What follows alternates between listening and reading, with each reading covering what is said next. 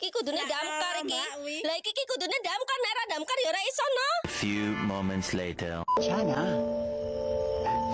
괜찮아요. 괜찮아.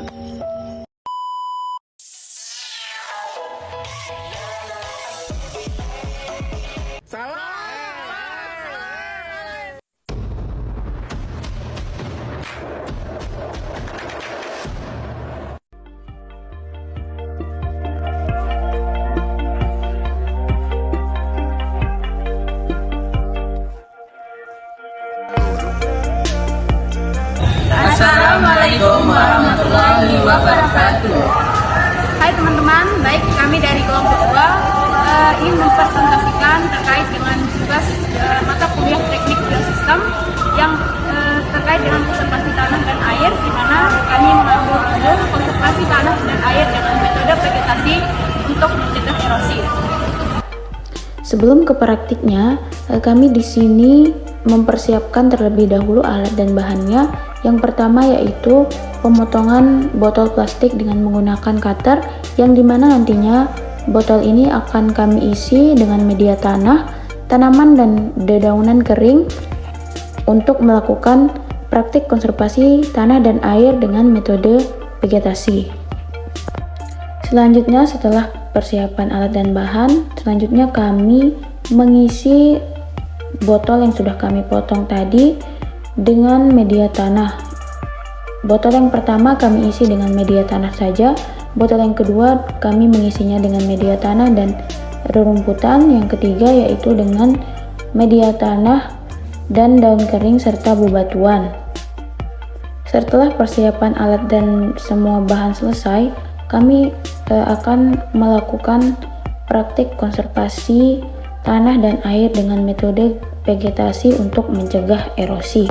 Dan bahan yang kami gunakan pertama ada air, cutter, pulpen, botol bekas 3, dan tanah gambut, ada rumput liar dan daun kering. Dan kita juga menggunakan gelas plastik.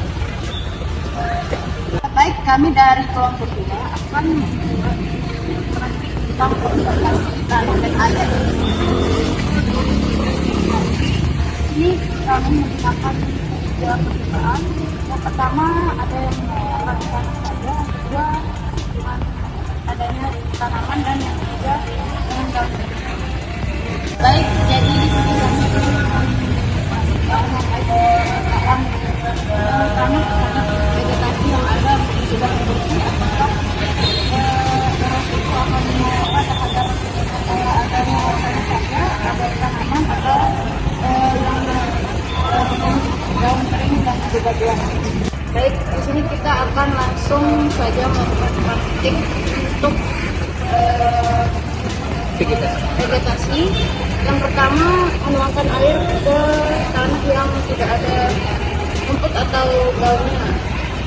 Langsung saja. Nah, di sini air ini berfungsi seperti air hujan, yaitu kepekaannya terhadap tanah apakah dia tererosi atau tidak.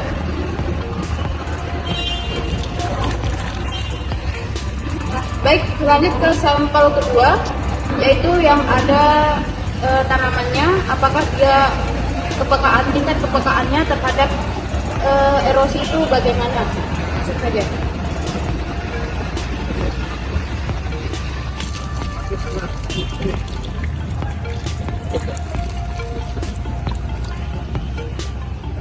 Baik, ke percobaan ketiga yaitu dengan daun kering.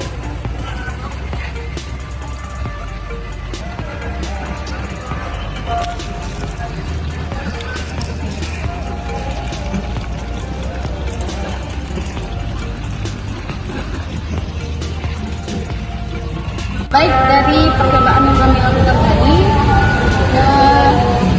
yang pertama itu yaitu dengan media tanah saja tidak menghasilkan air yang tidak bervegetasi, yaitu air yang keruh dan banyak tanah yang terbawa. Yang kedua yaitu vegetasi sedang dengan media tanah dan rumput, airnya agak jernih dan tanah yang terbawa itu agak banyak.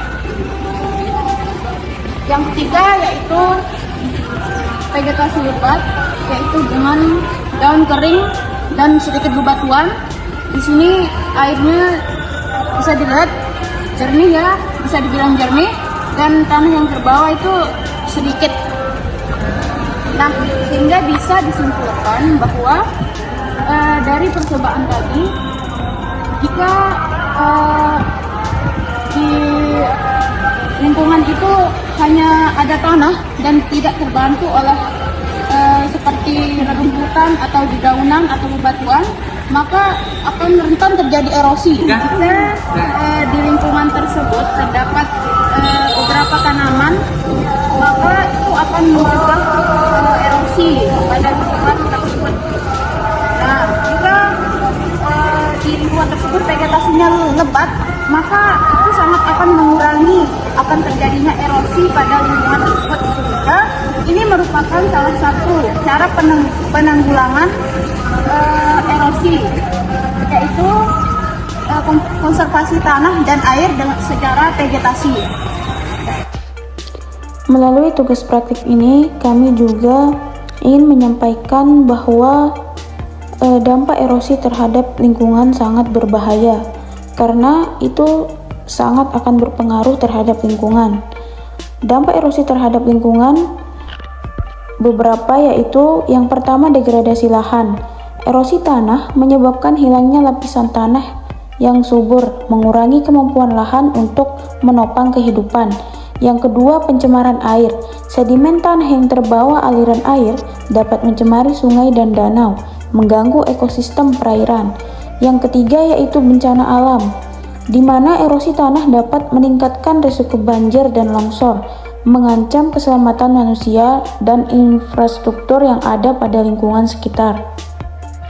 Nah, tentu saja dengan adanya konservasi air dan tanah dengan metode vegetasi ini akan memberikan banyak manfaat bagi lingkungan.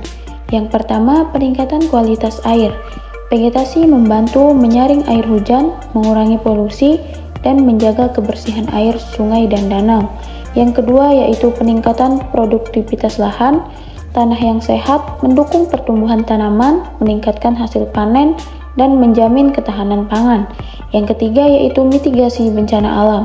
Vegetasi mengurangi resiko banjir, longsor, dan erosi, meningkatkan keamanan dan ketahanan wilayah. Yang keempat yaitu keanekaragaman hayati.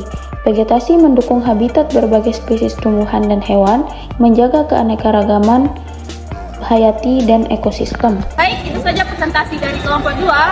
Kurangnya kami mohon maaf. Wassalamualaikum